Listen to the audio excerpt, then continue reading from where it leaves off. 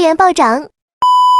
iMessage 与传统短信不同，具有以下优势：目标人群明确，文案内容不限，可以添加网址、下载链接等，用户可以直接通过手机访问，不会被手机安全卫士及基站拦截，就像手机短信一样，方便送达终端的概率极高。自带的免费信息发送应用，它的信息通过网络发送，不同于运营商短信，让你的产品推广至全球，无需购买真实设备，仅需一台电脑就可以实现无限群发，单台电脑日推送量就高达10万以上。